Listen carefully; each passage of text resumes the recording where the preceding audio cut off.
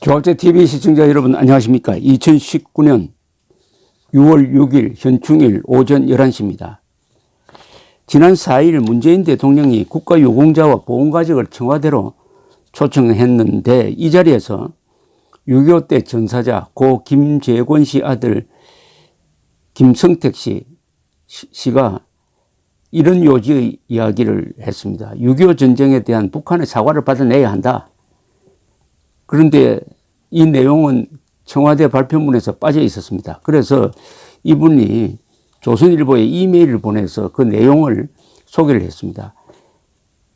이 이메일에서 청와대가 유가족들의 한마저 편집했다는 내용이 들어 있었다고 합니다.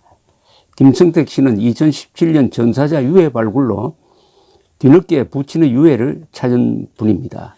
그런데 청와대는 서면 브리핑을 하면서 김 씨 발언을 전했는데 북한 사과 요구 부분은 포함시키지 않았습니다. 이게 핵심이었는데 여기에 화가 난 김 씨는 이메일에서 청와대가 전쟁 유가족들의 한과 근의조차 온전히 들어줄 가슴을 갖고 있지 않다 면서 전날 자신이 발언한 내용을 정리를 해가지고 조선일보에 보냈다고 합니다.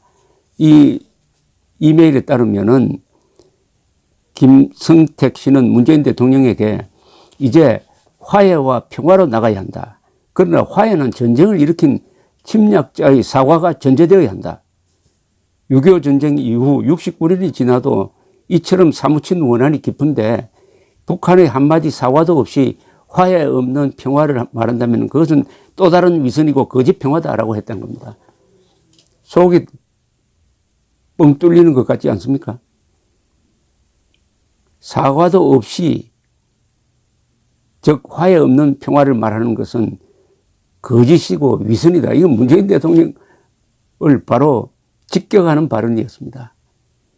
그런데 이런 내용은 청와대 브리핑에서 빠졌다고 합니다. 청와대는 김 씨가 내게도 아버지가 있다는 외침이 터져 나왔다면서 2017년 유해 발굴로 부친 유해를 찾았을 때 심경을 밝힌 부분만 전했습니다. 청와대는 김 씨가 국가를 위해 헌신하고 희생하신 우리 아버지를 끝까지 잊지 않고 찾아주셔서 감사하다고 말했다고 말했습니다. 완전히 문재인 대통령을 칭찬하는 듯한 발언만 소개했는데 문재인 대통령을 직설적으로 비판하는 말은 소개되지 않았다 이거죠. 그래서 왜 누락을 시켰느냐라고 논란이 일어나니까 청와대 핵심 관계자는 브리핑에서 김성택 씨는 아버지 이야기 등 회상 이야기를 많이 해서 중요하게 이야기한 부분을 담아 전한 것이다. 김 씨가 정부의 평화로 가는 과정들, 평화를 목표로 하고 있는 것 등에 긍정적으로 생각하고 있었다고 변명을 했는데 그러나 김 씨는 조선일보와 전화 인터뷰를 하면서 그런 내용만 말할 거라면은 청와대 행사에 참석하지 않았을 것이다.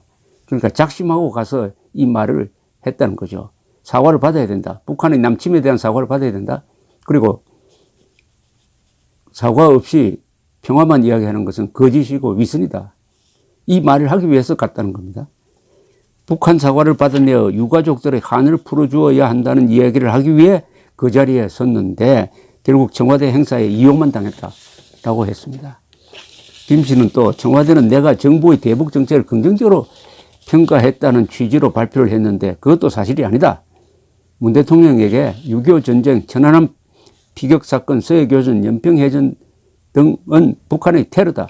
이에 대한 사과 없이 정부가 평화를 주장하는 것이 말이 되느냐고 했는데 어떻게 그렇게 해석할 수 있는지 모르겠다고 개탄했습니다. 완전히 짜집기하고 왜곡했다는 거죠. 뭐 이 정권이야 입만 벌리면은 거짓말 아닙니까? 이 정권, 여당, 청와대, 대통령 하는 말은 일단 거짓말이라고 간주를 한 다음에 대책을 세워야 합니다. 일단 거짓말입니다. 중요한 부분에서 특히 거짓말을 많이 합니다. 가장 큰 거짓말은 뭡니까? 김정은이가 핵을 폐기하기로 했다는 거짓말 아닙니까? 그 말을 김정은이가 했을 리도 만무할 뿐만 아니라 지금 북한은 문재인 대통령과 대화하고 있는 중에서도 핵폭탄을 계속 만들고 최근에는 사드로서 막기가 힘든 신형 미사일을 실험했습니다. 핵 폐기하려고 결심한 사람이 왜 이렇게 나옵니까? 왜 이렇게 나옵니까? 그런 문재인 정부니까 이 김성택 씨의 가슴에 또 한 번 못을 박은 거죠. 또 한 번 못을 박은 거죠. 이분이 한 이야기는 얼마나 우리 국민들이 하고 싶었던 이야기입니까? 문재인 대통령 취임 이후에 면전에서 이런 이야기는 처음 들었을 겁니다. 이렇게 직설적인 이야기는. 김 씨 외에도 행사 시작 전에 서해교전 연평해전 유가족들은 같은 테이블에 앉았던 정의용 안보실장에게 국가를 위해서 전사한 사람들과 5.18 민주화 유가족들과의 차별이 구체적으로 나타나고 있다. 민주화 관련 기념식엔 정부 인사들이 우르르 다 참석하면서 서해교전 행사에는 아무도 오지 않는다. 이런 이야기를 했다고 합니다. 특히 제2연평해전 전사자 고 한상국 상사 부인 김한나 씨는 본지 통화에 조선일보와 통화하면서 정 실장에게 섭섭한 이야기를 이것저것 말했다. 천안함 연평도 공격도 북한의 사과를 못 받았기 때문에 김성택 씨의 발언이 너무나 공감이 갔다고 했습니다. 이 눈물겨운 장면 아닙니까 이거?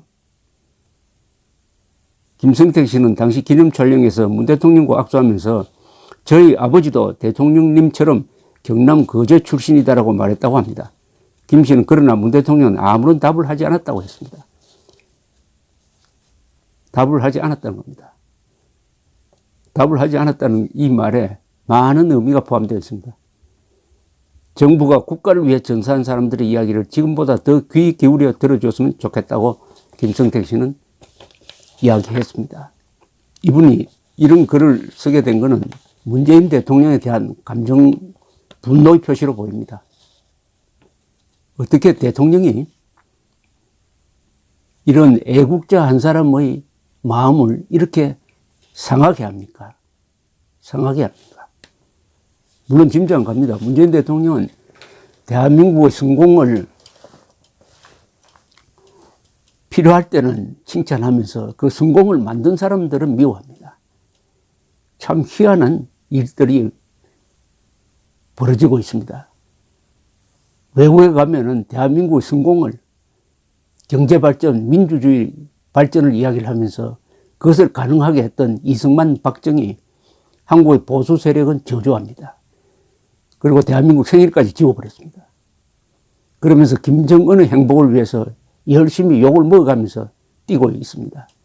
이런 사람 앞에서 김성택 씨가 남침 사과를 받아라. 그런 사과 없이 평화 운운하는 것은 거짓이다.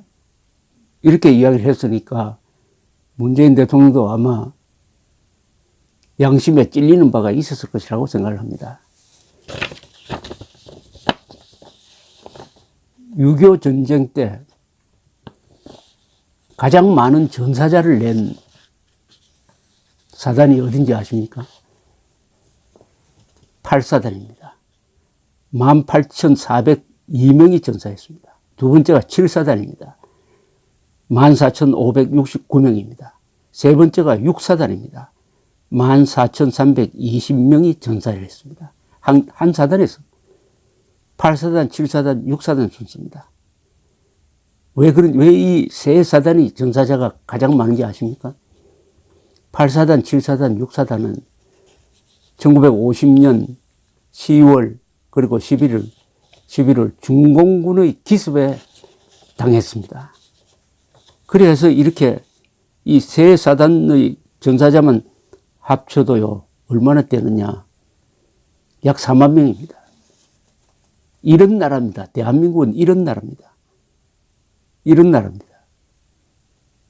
그런데 문재인 대통령은 피 흘린 국군에 대해서 오히려 유감 있는 사람 아닐까요? 피 흘린 국군. 대한민국을 뒤엎겠다고 한 맹세하고 김일성을 숭배했던 한 시인을, 한 문필가를 사상적으로 존경한다고 했던 사람입니다. 그러니까 어제, 이틀 전에 청와대에서 그런 이상한 대화가 있었던 것으로 보입니다. 대한민국은 지금까지 겪었던 위기와는 성격이 다른 위기 속에 빠져 있습니다. 지금까지 겪었던 위기는 안보적 위기, 경제적 위기, 정치적 위기였습니다. 그러나 지금은 체제의 위기입니다. 반공 자유민주주의 시장 경제를 지킬 것이냐, 아니면 빼앗길 것이냐, 소매치기 당할 것이냐, 이것은 생존의 문제입니다. 생존의 문제입니다. 먹고 사는 문제가 아니에요. 죽고 사는 문제입니다. 죽고 사는 문제입니다. 대한민국을 미워하는, 특히 대한민국을 이렇게 일으켜 세우는데 피땀 눈물을 흘렸던 사람만 골라서 미워하는 대통령이 청와대에 앉아 있다는 것이 김성택 씨의 말과 글에 의해서 다시 한번 증명이 되었습니다. 문재인 대통령은 헌법을 위반하고 있습니다. 헌법 제66조 대통령의 책무를 전면적으로 위반하고 있습니다. 국가의 독립, 영토의 보존, 헌법 수호, 그리고 국가의 계속성을 지키라는 헌법의 명령을 거부하고 있습니다. 그러면 우리 국민들이 뭘 해야 됩니까? 그것을 생각하는 현충일이 되었으면 합니다. 감사합니다.